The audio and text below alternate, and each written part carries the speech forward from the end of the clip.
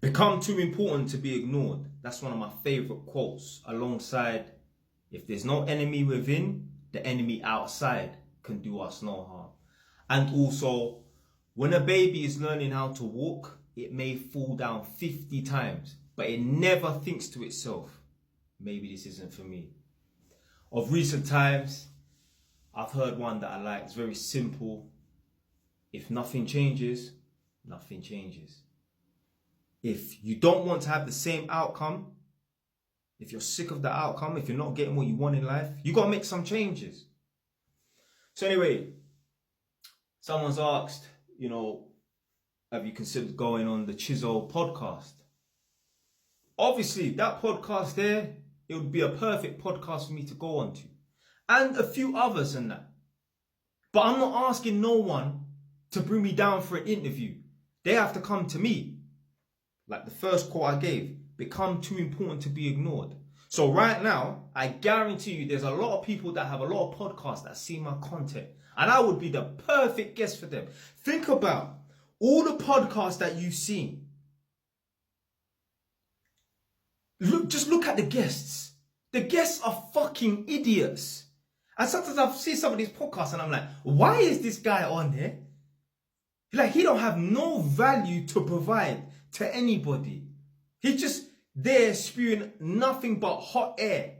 And the host has really gone out of his way to invite this guy on. I'm thinking, so anyway, but you know what? I'm never gonna ask anybody to go onto their podcast and that. And there was one time I thought about it. Like, I was close to, like, I didn't have like a man's DM open and I was about to send a message. What I'm saying is, I was tempted and I thought, nah.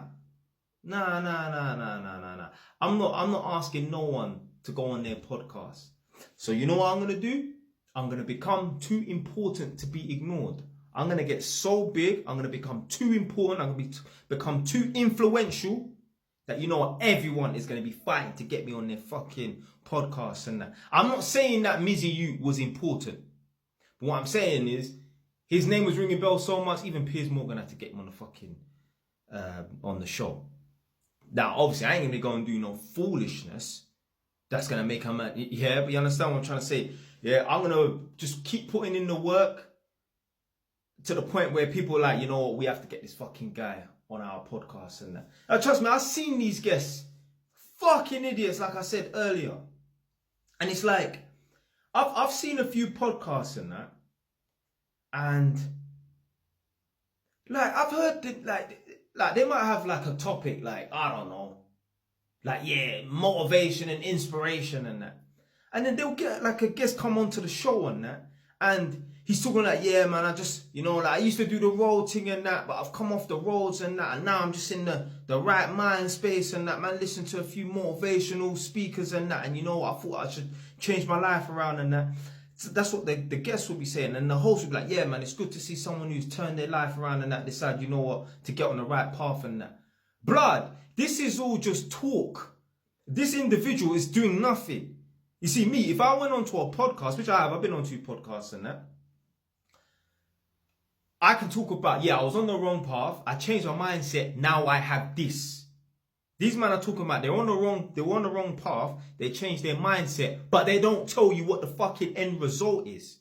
So they're just talking about it. But you know what it is? I feel like some of these podcast hosts, I feel like they don't really want to bring someone on their podcast that's actually real and doing it. They want to just bring these people that are kind of half, like just people that are basically full of shit. Like, because maybe they might feel like, if they bring someone on who's really doing it, like really, he says what he does, he's actually living this shit, maybe it's like they don't want to accept that you actually can turn your life around. So basically, put it this way, there's certain podcast hosts and that, they may say, oh yeah, you know what, yeah, black people can make a difference in their life and that, but they won't bring on someone who actually has made a difference in their life, because they don't actually believe it, they're just saying it.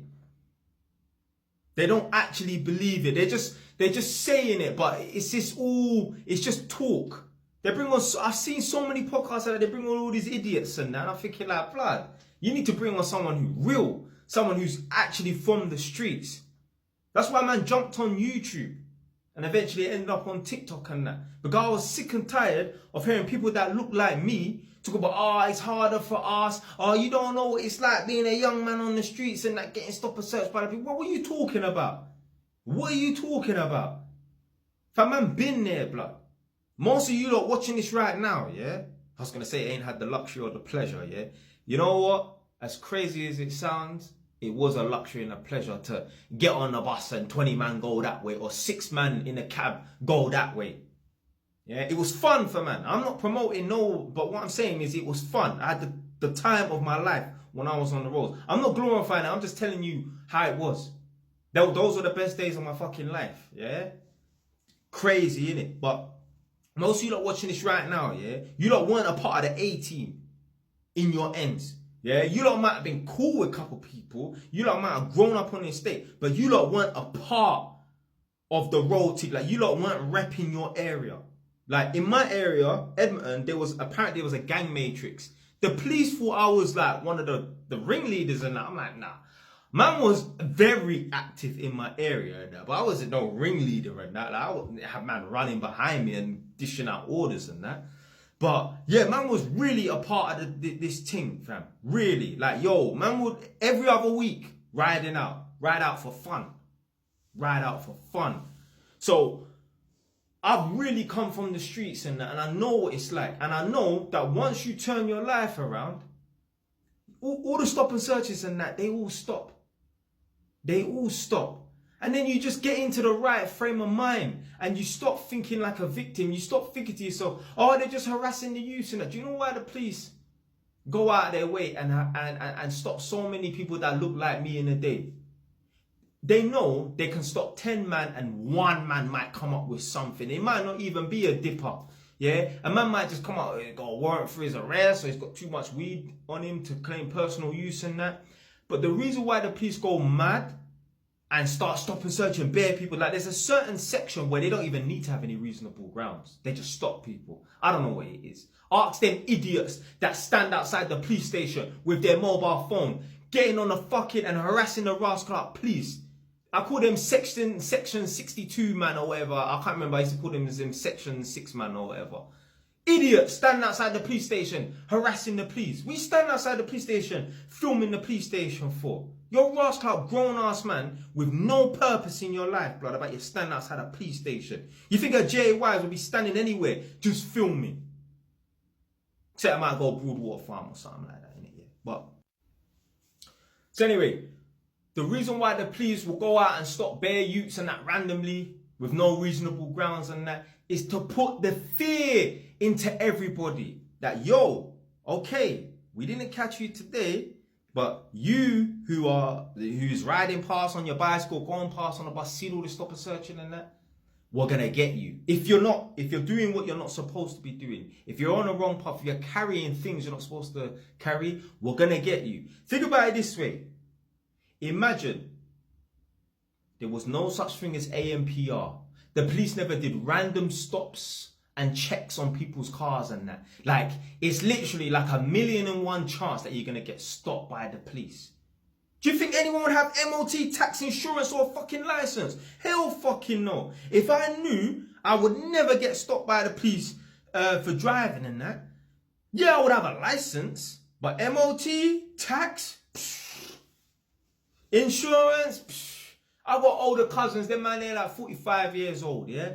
And I remember back in like they told me like, yo, when they was first driving and that, like early 90s and that, yo, police stops were very rare and that. And back then, like, they didn't even have like, I mean, they really could if they wanted to check to see if you have insurance. But you just told them, yeah, I've got insurance. Who's it by Admiral? You answer fast, yeah? Just to show them that, let's make it sound like you're legit and that. Yeah? If the police did not stop anyone for insurance and that, no one would have insurance or MOTs. But it's because of that fear that you might drive down the road and get caught by the AMPR and have your license and your car taken away. Why people get MOT, tax and insurance. Anyway, man, I'm running out of time. Stay wise. Ton.